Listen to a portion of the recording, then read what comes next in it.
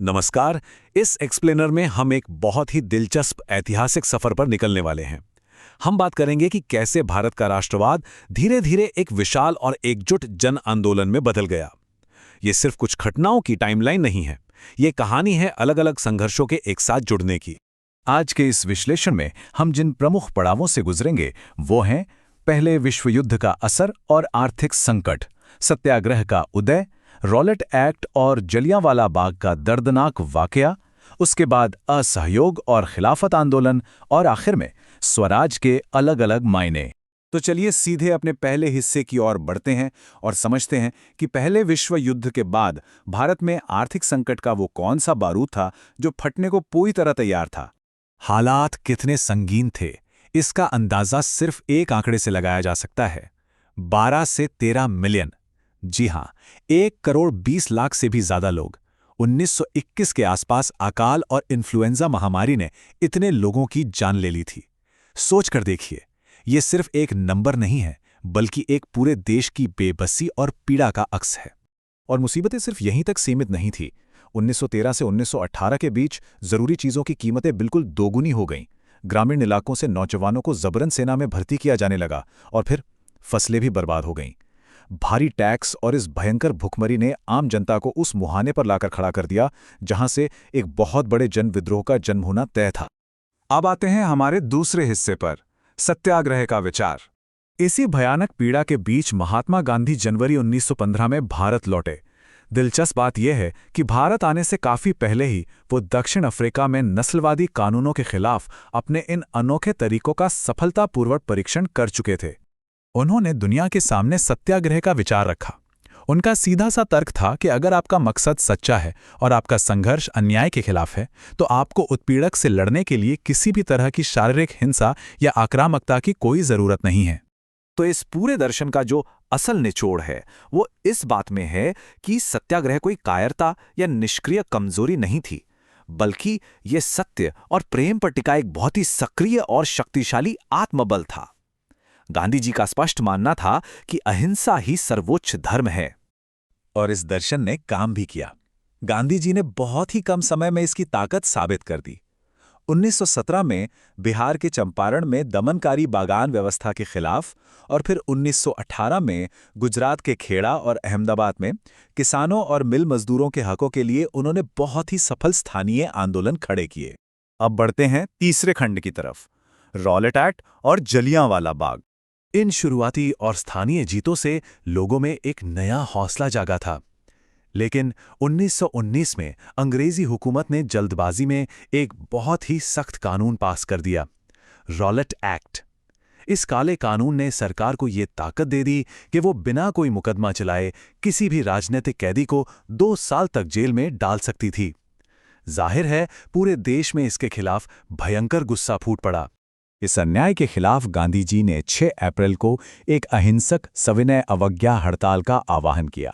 सड़कों पर जनसैलाब उमड़ पड़ा, लोग एकजुट हुए, दुकानें बंद कर दी गईं और रेलवे वर्कशॉप्स में काम पूरी तरह ठप हो गया। लेकिन इस शांतिपूर्ण और एकजुट विरोध का अंजाम क्या हुआ? बस कुछ ही दिनों बाद 13 अप्रैल 1919 को अमृतसर में जो हुआ उसने पूरी इंसानियत को झकझोर कर रख दिया। जलियांवाला बाग हत्याकांड। जनरल डायर ने बाग से बाहर निकलने के सारे रास्ते बंद कर दिए और वहां फंसी निहत्थी भीड़ पर अंधाधुंध गोलियां चलवा दी। उसका मकसद लोगों के दिलों में खौफ पैदा करके एक तथाकथित नैतिक प्रभाव जमाना था। और इसके बाद जो क्रूरता हुई वो तो और भी खौफनाक थी। लोगों को सड़कों पर पेट के बल रेंगने और नाक रगड़ने के लिए मजबूर किया गया। हमारा चौथा खंड है असहयोग और खिलाफत। देश भर में फैली इस भयानक हिंसा को देखते हुए गांधी जी को आंदोलन फौरन रोकना पड़ा। उन्हें ये बात अच्छी तरह समझ आ गई थी कि भारत में कोई भी बड़ा जन आंदोलन तब तक सफल नहीं हो सकता जब तक हिंदू और मुसलमान पूरी तरह से एक साथ न आएं। इसी को ध्यान में रखते हुए 1920 के कांग्रेस अधिवेशन में उन्होंने खिलाफत के मुद्दे का मजबूती से समर्थन किया ताकि दोनों समुदायों को स्वराज के एक ही झंडे तले खड़ा किया जा सके। और यहीं से जन्म होता है असहयोग आंदोलन का। इस आंदोलन की रणनीति बहुत साफ थी। ब्रिटिश संस्थानों, स्कूलों, अदालतों और विदेशी सामानों का पूरी तरीके से व्यवस्थित बहिष्कार, ये असहयोग का एक बहुत ही सीधा लेकिन बेहद शक्तिशाली हथियार था। और इस रणनीति ने अंग्रेजों की आर्थिक कमर तोड़कर रख दी। जरा सोचिए, 1921 और 1922 के बीच विदेशी कपड़ों के आयात का मूल्य 102 करोड़ रुपए से सीधे गिरकर सिर्फ 57 करोड़ रुपए पे आ गया। जगह जगह विदेशी कपड़ों की होली जलाई गई, जिससे ब्रिटिश व्यापार को भारी नुकसान हुआ।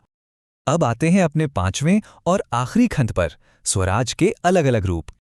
अब इस पूरे एक्सप्लेनर का सबसे दिलचस्प पहलू आता है।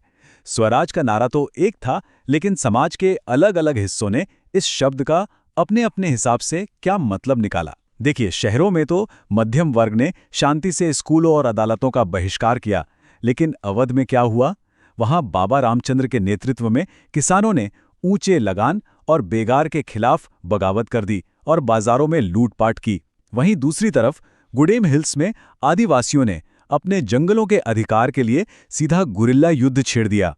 हर किसी को स्वराज चाहिए था, लेकिन सबकी लड़ाई बिल्कुल अलग थी। स्वराज की इन अलग अलग व्याख्याओं से एक बात बिल्कुल साफ हो जाती है। भले ही हर कोई गांधी जी के नाम का जयकारा लगा रहा था, लेकिन भारत जैसी इतनी बड़ी और विविधता से भरी आबादी को पूरी तरह से अहिंसक और अनुशासित बनाए रखना सच में एक मुश्किल काम था। मिसाल के तौर पर असम के चाय बागान मजदूरों को तो बस यही लगा कि स्वराज का मतलब है कि अब वो आज़ाद हैं और अपने गांव को लौट सकते हैं। तो अब जब हम इस एक्सप्लेनर के अंत पर पहुंच रहे हैं, तो इस एक विचारोत्तेजक सवाल पर जरूर गौर कीजिएगा। स्वराज के इन अलग अलग बिखरे हुए और कभी-कभी हिंसक स्थानीय रूपों ने मिलकर आखिर किस तरह से उस विशाल और राष्ट्रव्यापी सविनय अवज्ञा आंदोलन की नींव रखी, जो इसके ठीक बाद आने वाला था। ये एक ऐसा सवाल है जो इतिहास को एक नए नज़रिए से देखने पर मजबूर करता है। हमारे साथ इस विश्लेषण में जुड़ने के लिए आपका बहुत बहुत शुक्रिया।